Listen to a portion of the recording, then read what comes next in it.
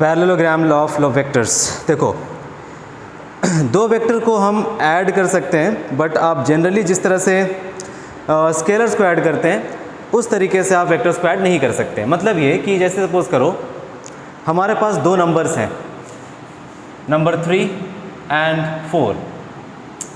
जब आप इसको जनरल अरिथमेटिक रूल से फॉलो करके ऐड करते हैं तो ये ऐड होकर के 4, 5, 6, 7 हो जाता है। ये सबको पता है, एडिशन नॉर्मल अरिथमेटिक का एक रूल होता है, जनरल अलजेब्रा रूल होता है कि 4 + 3 करेंगे 7 आएगा। बट जब आप वेक्टोरियली इन्हें ऐड करिएगा, जब वेक्टोरियली 3 + 4 को ऐड करिएगा वेक्टर लॉज को यूज़ करके, तो आंसर 7 नहीं आएगा, 5 आएगा। ठीक है, अब ये क्या जादू हुआ है यहाँ पे, इस जादू को समझने के लिए हम पढ़ते हैं parallelogram law of vectors.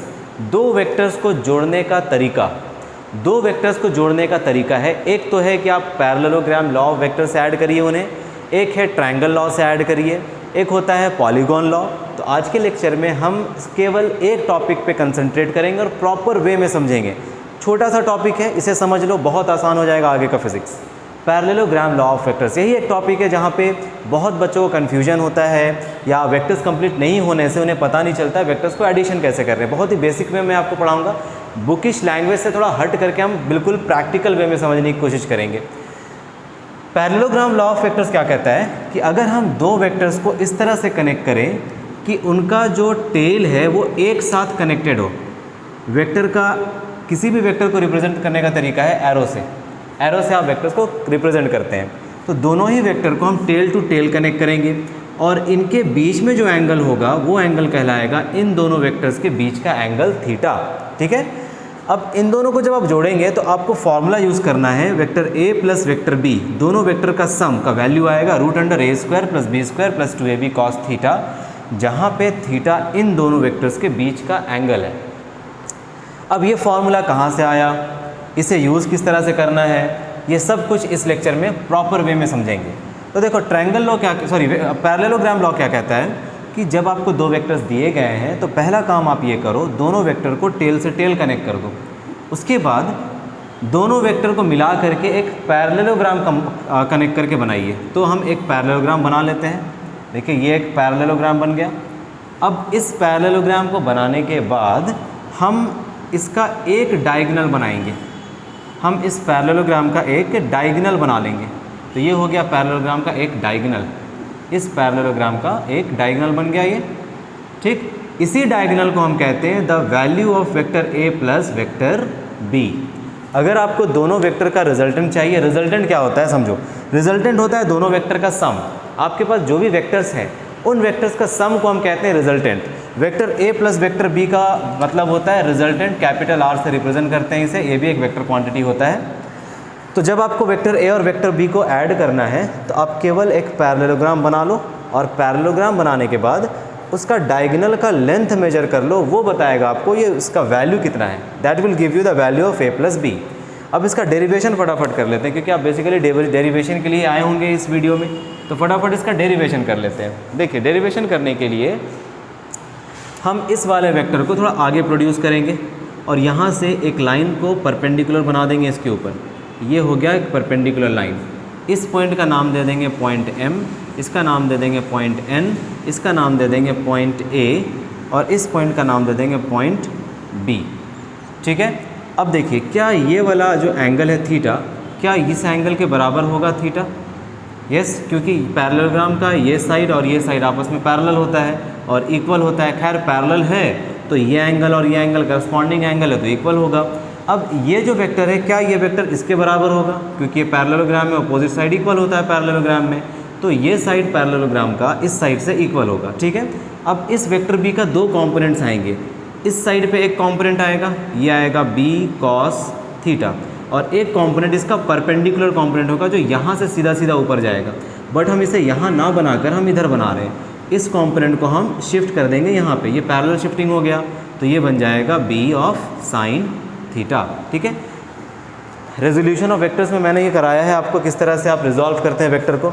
Vector b को हमने रिजॉल्व किया b cos थीटा में और b sin थीटा में। इस b sin थीटा को हम यहाँ से यहाँ लेकर शिफ्ट कर देंगे, तो ये हो गया सारा वैल्यू। अब हम पाइथागोरस थ्योरम यूज़ करेंगे। According to Pythagoras theorem according to Pythagoras theorem किसी भी राइट ट्राइंगल में जो हाइपोटेनियस का स्क्वायर होता है H square is equal to perpendicular square plus base square. अब देखिए in triangle B N M, in triangle B N M, इस ट्राइंगल में ध्यान से देखिए बी एन एम में, इस ट्राइंगल में क्या ये हाइपोटेनियस होगा? ये 90 डिग्री है ना, एंगल एम 90 डिग्री है, तो ये हाइपोटेनियस हो गया, ये बेस हो गया और ये परपेंडिकुलर हो गया। तो हाइपोटेनियस का स्क्वायर मतलब रिजल्टेंट का स्क्वायर, रिजल्टेंट होता है ए प्लस बी, रिजल्टेंट का स्क्वायर। ठीक है, अब रिजल्टेंट का मॉड का स्क्वायर क्यों ले रहे हैं? क्योंकि देखो ये वेक्टर है, वेक्टर जब आप लेंथ मेजर करेंगे तो एक्चुअली आप इसका वैल्यू मेजर करेंगे, तो वैल्यू मेजर करने के लिए हम क्या लगा देते हैं? मॉड लगा देते हैं। मॉड का मतलब है कि आप उस वेक्टर का केवल वैल्यू के साथ डील कर रहे हैं। ठीक है, तो मॉड ऑफ वेक्टर आर का square is equal to perpendicular है, ये परपेंडिकुलर हो जाएगा बी साइन थीटा का होल स्क्वायर प्लस बेस। देखो ए बी से लेकर एम तक ये बेस है, इस बेस में क्या क्या है? बी से लेकर ए तक ए का वैल्यू है और ए से लेकर एम तक बी कॉस थीटा का वैल्यू है। तो कंप्लीट अगर हम यहाँ से लेकर के यहाँ तक देखें तो ये कंप्लीट बेस बन जाएगा A plus B cos theta. अगर मैग्नीट्यूड केवल देखें तो vector A plus B cos theta ये पूरा हो जाएगा, तो यहाँ पे हम लिखेंगे A plus B cos theta का होल स्क्वायर। बस इतना आप कर लोगे ये डायग्राम बना करके, उसके बाद रिजल्ट आप निकाल सकते हो। B square sine square theta plus A plus B whole square का फॉर्मूला लगाएंगे, A square plus B square cos square theta plus 2ab cos theta. अब देखो बी स्क्वायर साइन थीटा और बी स्क्वायर कॉस थीटा एक साथ रखो, पहले A square लिख लो, A square plus B square sine square theta plus B square cos square theta, ये दोनों एक साथ हो गया, प्लस 2ab कॉस थीटा। तो रिजल्टेंट वेक्टर आर का स्क्वायर हो जाएगा A square plus B square, common ले लेंगे, यहाँ से आ जाएगा sine square theta plus cos square theta. देखो बी स्क्वायर कॉमन आ गया ना, sine square theta plus cos square theta हो गया, यहाँ से प्लस 2ab कॉस थीटा हो गया। अब आपने 10th क्लास में एक फॉर्मूला पढ़ा था ट्रिग्नोमेट्री में, sine square theta plus cos square theta equals to 1, तो वो वैल्यू यहाँ पे आप रख देंगे। तो हमारे पास रिजल्टेंट का जो मॉड आएगा that will be A square plus B square plus 2ab cos of theta. तो from here we can find the value of resultant. Resultant का वैल्यू आएगा रूट अंडर, स्क्वायर उधर भेजेंगे रूट चला जाएगा, A square plus B square plus 2ab cos theta. Theta क्या है? Theta is the angle between vector A and vector B. ठीक है, व्हाट इज ए? ए है वेक्टर ए का मैग्नीट्यूड, बी क्या है? बी है वेक्टर बी का magnitude. What is R? R is the magnitude of resultant vector. Magnitude का मतलब क्या है? वैल्यू, केवल वैल्यू रखेंगे, मतलब यहाँ पे केवल ए का वैल्यू रखेंगे, यहाँ केवल बी का वैल्यू रखेंगे, जो भी होगा ए बी और थीटा इनके बीच का एंगल का वैल्यू रखेंगे, आपके पास इस रिजल्टेंट का मैग्नीट्यूड आएगा। बट क्या रिजल्टेंट एक वेक्टर क्वांटिटी है? बिल्कुल, यहाँ से तो आपको केवल मैग्नीट्यूड मिल रहा है, आपको डायरेक्शन भी तो बताना पड़ेगा क्योंकि ये वेक्टर क्वांटिटी है ये। तो डायरेक्शन बताने के लिए हम क्या करेंगे? हम मानकर चलेंगे वेक्टर ए से इसका डायरेक्शन है अल्फ़ा, वेक्टर ए से रिजल्टेंट अल्फ़ा एंगल पे है। अब अल्फ़ा एंगल पे अगर है तो अल्फ़ा निकालने के लिए क्या करेंगे? उसी ट्राइंगल में बी एन एम में हम टैन अल्फ़ा निकाल लेंगे। Tan alpha is perpendicular upon base. अब चेक करो परपेंडिकुलर क्या है इस ट्राइंगल में? क्या इस ट्राइंगल में परपेंडिकुलर ये वाला साइड है, इस साइड को हम बी साइन थीटा से रिप्रेजेंट कर रहे हैं, डिवाइडेड बाई, और बेस ये कंप्लीट साइड है, कंप्लीट साइड क्या आया है? A plus B cos theta आया है, तो यहाँ पे आप लिखेंगे A plus B cos of theta. तो यहाँ से आ जाएगा अल्फ़ा का value tan inverse of B sine of theta divided by A plus B cos of theta. Clear? तो यहाँ से आपको मिल जाएगा magnitude of this vector A plus B का, और यहाँ से आपको मिल जाएगा डायरेक्शन। वेक्टर आर किस डायरेक्शन में है तो आप यहाँ से डायरेक्शन निकाल सकते हैं। आसान है, समझ आ गया? ठीक है, इजी है ये। तो इस तरह से हम दो वेक्टर्स को ऐड करके उसका मैग्नीट्यूड और उसका डायरेक्शन बता सकते हैं। चलिए इसमें कुछ क्वेश्चंस कर लेते हैं फटाफट, आपको और प्रॉपर वे में समझ आने लगेगा। देखिए ये तीनों केस बहुत ही ज़्यादा इंपॉर्टेंट केस हैं, इनको डिस्कस करेंगे हम। इनका रिजल्ट जो भी आएगा इसको आप याद रखिएगा। देखिए फर्स्ट क्वेश्चन में हमारे पास दो वेक्टर्स हैं और दोनों वेक्टर्स का मैग्नीट्यूड सेम है, दोनों इक्वल वेक्टर्स हैं, मैग्नीट्यूड सेम है। इक्वल मतलब जिनका इक्वल वेक्टर्स ऐसे समझिए कि उनका मैग्नीट्यूड सेम है। ऐसे इक्वल वेक्टर्स वो वेक्टर्स होते हैं जिनका मैग्नीट्यूड और डायरेक्शन दोनों सेम होता है। यहाँ पे इक्वल वेक्टर्स कहने का मेरा ये मतलब है कि दोनों का मैग्नीट्यूड सेम है, ठीक है। तो दोनों वेक्टर्स का मैग्नीट्यूड सेम है और दोनों 60 डिग्री पे इंक्लाइंड है। आपको बताना है इन दो वेक्टर्स का सम कितना होगा, इसी तरह से इन दो वेक्टर्स का सम आपको बताना है, इसी तरह से इन दो वेक्टर्स का सम आपको बताना है। तीनों क्वेश्चन में आप एक चीज़ कॉमन यहाँ पे पाएंगे, तीनों ही क्वेश्चंस में मैग्नीट्यूड दोनों वेक्टर्स का सेम है, दोनों वेक्टर्स का मैग्नीट्यूड तीनों में सेम है, केवल एंगल का डिफरेंस है यहाँ पे। तो पहले इसे सॉल्व कर लेते हैं। तो रिजल्टेंट निकालेंगे, sum of this two vectors. Resultant of vector R is equal to under root of first vector का square, magnitude of first vector का square plus magnitude of second vector का square plus 2 into A into B, A into A into cos of 60 degrees, ठीक है। Now अब देखिए A square plus A square, A square plus A square plus 2 into A square into cos 60 is 1/2, ये cancel हो जाएगा। तो यहाँ से आपको क्या मिलेगा, A square plus A square plus A square मतलब √3 multiplied by A, √3 multiplied by A. इस रिज़ल्ट को याद रखना, जब दो वेक्टर्स जिनका मैग्नीट्यूड सेम है 60 डिग्रीज पे इंक्लाइंड होता है तो उनका रिजल्टेंट का वैल्यू आता है √3a। इसी तरह से जब आप इसे निकालेंगे, resultant of this two vector, same formula use करके निकालेंगे। मैग्नीट्यूड ऑफ फर्स्ट वेक्टर का square, magnitude of second vector का square into 2 multiplied by first vector into second vector is 2a square into cos of 90। अब cos 90 का value होता है 0, तो ये पूरा टर्म कैंसिल हो जाएगा, केवल आपके पास दो टर्म बचेगा, ए स्क्वायर प्लस ए स्क्वायर, यहाँ से आ जाएगा √2 मल्टीप्लाइड बाई ए। ये बहुत ही ज़्यादा इंपॉर्टेंट केस है, इसको भी याद रखना है। अब दो वेक्टर्स जब इस तरह से इंक्लाइंड होगा, जब उनके बीच में एंगल 120 डिग्री है, तो इसके लिए भी हमारे पास सेम फार्मूला है, A square plus B square, B के प्लेस में भी ए यूज़ करना है, plus 2 into A square cos of 120 degree. देखो कॉस 120 डिग्री का वैल्यू है माइनस ऑफ 1/2, तो यहाँ पे आप रखेंगे minus 1/2, A square plus 2a square into minus of 1/2, ये 2 से 2 कैंसिल, यहाँ से बन जाएगा A square plus A square minus of A square, ये दोनों cancel, that means under root of A square which is equal to A. ठीक है, केसेस देखिए, जब 60 डिग्रीज पे इंक्लाइंड होगा √3a, जब 90 पे इंक्लाइंड होगा √2a, जब 120 पे इंक्लाइंड होगा तो a। ये तीन इंपॉर्टेंट केसेस याद रखना है। अच्छा, अभी बताना है आपको कि ये जो रिजल्टेंट बना है जिसका वैल्यू आप लिख रहे हैं √3a, ये रिजल्टेंट √3 जिनका वैल्यू है, ये कितना एंगल बना रहा है ए से, वेक्टर ए से, मतलब ये कितने एंगल पे, इसका डायरेक्शन क्या है। ये तो आप केवल मैग्नीट्यूड बता रहे हैं, इसका डायरेक्शन भी आपको बताना है। तो डायरेक्शन बताने के लिए हम वो फॉर्मूला यूज़ करेंगे, tan अल्फ़ा वाला फॉर्मूला यूज़ करेंगे हम। tan alpha is equal to, formula होता है b sin theta divided by a plus b cos theta.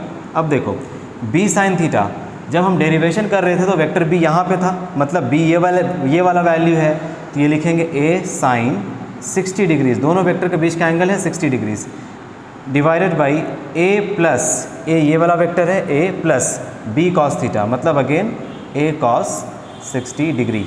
तो फ्रॉम हेयर आपको मिलेगा a multiplied by sine 60 is √3/2 divided by a plus a into 1/2।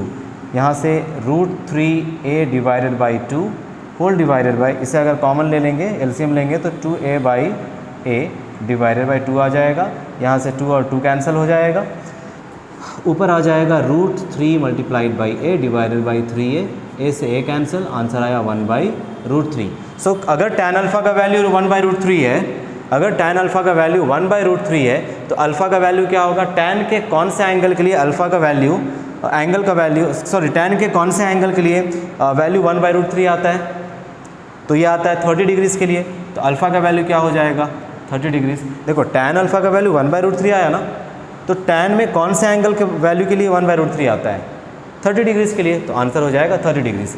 अब ये तो आप इस तरह से डिराइव करके निकाल रहे हैं, रिजल्ट याद रखना है, जब दो इक्वल वेक्टर्स किसी एंगल पे इंक्लाइंड होते हैं तो रिजल्टेंट उस गिवन एंगल को बाइसेक्ट करता हुआ जाएगा। तो 60 को बाइसेक्ट करके क्या हो जाएगा, उसका आधा 30। इसी तरह से यहाँ पे जो रिजल्टेंट बना है, ये रिजल्टेंट जो आया है √2a, ये √2a का डायरेक्शन क्या होगा, 90 का आधा। 90 का आधा कितना होगा, 45 डिग्रीज। तो इस रिजल्टेंट वेक्टर का एंगल होगा, डायरेक्शन होगा ए वेक्टर से 45 एंगल पे, 45 डिग्री एंगल पे। क्यों ऐसा हुआ, बिकॉज दोनों वेक्टर सेम था। दोनों वेक्टर जब इक्वल होता है तो रिजल्टेंट बिल्कुल बीच से जाता है। इसी तरह से यहाँ भी देखो, यहाँ भी दोनों वेक्टर सेम है, इक्वल है, तो जो रिजल्टेंट जाएगा वो बिल्कुल बीच से जाएगा, 60 डिग्रीज पे जाएगा, और यहाँ पे क्या होगा, रिजल्टेंट ए के बराबर होगा। इसी तरह से डिराइव करके आप ये दोनों केसेस बना सकते हैं। अब मैंने आपको बताया कि ये वाला केस बहुत इंपॉर्टेंट है। देखो कोई भी वेक्टर हो, चाहे वो इक्वल वेक्टर हो या अनइक्वल वेक्टर हो, उस केस में जब एंगल 90 डिग्री होता है तो आप हमेशा दोनों वेक्टर का सम डायरेक्टली a² + b² करके निकालेंगे, क्योंकि cos 90 वाला टर्म ये 0 हो जाता है। जैसे फॉर एग्जांपल, एक एग्जांपल देख लो, आप लोग पढ़ चुके हैं ऑर्थोगोनल यूनिट वेक्टर्स, स्कूल में या कहीं भी आप पढ़ रहे होंगे तो आपको हो सकता है पढ़ाया गया होगा। सपोज़ करो एक वेक्टर है मेरे पास, वेक्टर a, जिसका वैल्यू है 3i cap + 4j cap. i cap मतलब x एक्सिस के along, i cap x axis के अलॉन्ग होता है और j कैप y एक्सिस के अलॉन्ग होता है, ठीक है। तो i कैप में कितना वैल्यू है 3, j कैप में क्या वैल्यू है 4। तो दोनों x और y के बीच में एंगल क्या होता है, 90 डिग्री होता है। आपसे पूछा जाएगा what is the magnitude of vector a, तो आपको पता है जब दो वेक्टर्स 90 डिग्री पे होता है आप डायरेक्टली उनका वैल्यूज़ को स्क्वायर करके निकालते हैं। तो फर्स्ट वाले वैल्यू को स्क्वायर कर दीजिए प्लस सेकंड वाले वैल्यू को स्क्वायर कर दीजिए, जो भी आंसर आएगा वो आपका मैग्नीट्यूड होगा। 9 + 16 आंसर इज़ 5 यूनिट। तो वेक्टर ए का मैग्नीट्यूड कितना हो जाएगा, ये वेक्टर ए है, इसका मैग्नीट्यूड हो जाएगा 5 यूनिट। इसी तरह से सपोज़ करो वेक्टर बी आपको दे दिया गया हो और इसका जो वैल्यू है i कैप + j कैप दे दिया गया हो। आपसे बोला गया find the magnitude of this vector, तो आपको पता है i और j मतलब x और y है, ठीक है। x में यहाँ पे 1 है, यहाँ भी 1 है, x और y में इनके बीच का एंगल होता है 90 डिग्रीज। तो इसका स्क्वायर और इसका स्क्वायर कर दो, 1² + 1² आंसर आ जाएगा √2। क्लियर। इसी तरह से कोई भी ऐसे unit vectors, orthogonal unit vectors आपको मिले तो उनका रिजल्टेंट फाइंड करने के लिए डायरेक्टली आप उनका मैग्नीट्यूड का स्क्वायर कर दो रूट के अंदर रख करके, आपको डायरेक्टली आंसर मिल जाएगा। ये cos थीटा वाला टर्म यूज़ करने की ज़रूरत ही नहीं है। जैसे फॉर एग्जांपल सपोज़ करिए कि एक वेक्टर आपके पास है 2i cap + 5j cap + 4k cap. आपसे पूछा गया बताइए आप मैग्नीट्यूड ऑफ वेक्टर ए कितना होगा, तो आप क्या करेंगे, रूट लगाएंगे। सबसे पहले तो पहले वाले टर्म का स्क्वायर करेंगे, दूसरे वाले टर्म का स्क्वायर करेंगे, तीसरे वाले टर्म का स्क्वायर करेंगे, क्योंकि तीनों वेक्टर्स के बीच में 90 डिग्री का एंगल होगा। ये x एक्सिस को रिप्रेजेंट करता है, j y एक्सिस को रिप्रेजेंट करता है और k z एक्सिस को रिप्रेजेंट करता है। तो डायरेक्टली आप इस तरह से आंसर्स डायरेक्ट निकाल सकते हैं। 4 + 25 + 16 जो भी वैल्यू आएगा वो आपका आंसर हो जाएगा। क्लियर। एक लास्ट क्वेश्चन कर लेते हैं, उसके बाद एक क्वेश्चन और मैं कराऊंगा जो डिफरेंट होगा। सपोज़ करो आपको दिया गया है कि वेक्टर है हमारे पास वेक्टर c, और ये वेक्टर c है 2i cap - 3j cap, 2i cap - 3j cap. तो क्या करेंगे, मैग्नीट्यूड निकालना है आपको, मैग्नीट्यूड निकालना है। i और j दिख रहा है आपको, मतलब x और y एक्सिस, और दोनों ही के बीच में एंगल होता है 90 डिग्री। तो फर्स्ट वाले वेक्टर का स्क्वायर करिए, प्लस लगाकर दूसरे वेक्टर का स्क्वायर करिए। केवल मैग्नीट्यूड, आपको प्लस और माइनस साइन से फ़र्क नहीं पड़ना चाहिए। यहाँ पे प्लस माइनस छोड़ देंगे क्योंकि एक्चुअली ये -3 है। -3 का स्क्वायर करोगे तो आंसर पॉजिटिव ही आएगा, तो डायरेक्टली कर दो आप, ठीक है। तो ये हो जाएगा 4 + 9, जो भी आंसर आएगा that is the magnitude of your given vector. Hope ये क्लियर है आपको। एक क्वेश्चन और कर लो फिर ये लेक्चर ख़त्म करते हैं। चलिए ये क्वेश्चन देख लीजिए, 2 क्वेश्चंस हैं, ठीक है। इस क्वेश्चन तक थोड़ा वेट करिएगा क्योंकि ये क्वेश्चन बहुत इंपॉर्टेंट है, इसमें एक कॉन्सेप्ट भी है।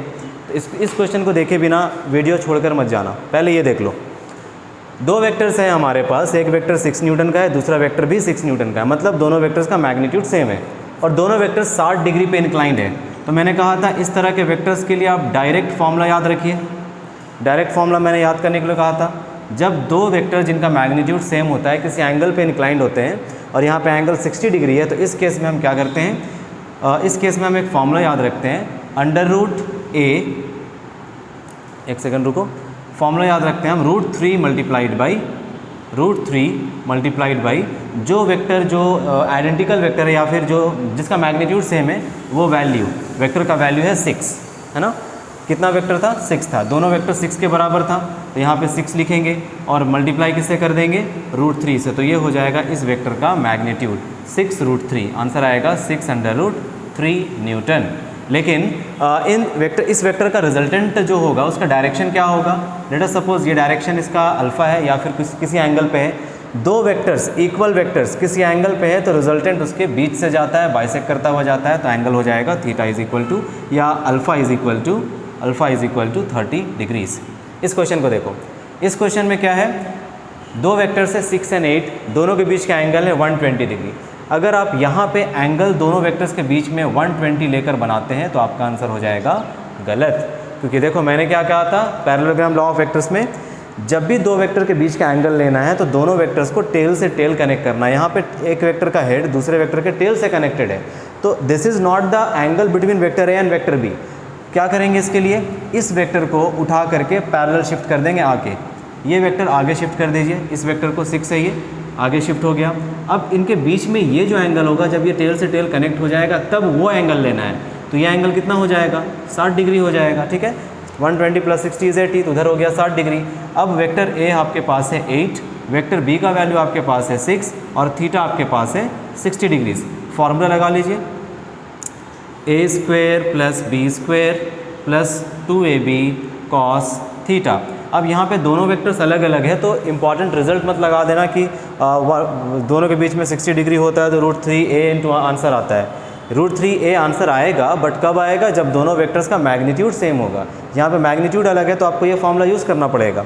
फॉर्मूला यूज़ करिए और इसका वैल्यू निकालिए, 8² + 6² + 2 × 8 × 6 × cos ऑफ 60 डिग्रीज। इसे सॉल्व कर लीजिएगा तो यहाँ पे होता है वेक्टर का addition of vectors using parallelogram law खत्म। नेक्स्ट लेक्चर में ट्रायंगल लॉ करेंगे या फिर देख लेते हैं जो भी टॉपिक ज़्यादा ज़रूरी होगा उनको लेकर आएंगे। Till then take care and have a nice day, all the best, thank you very much.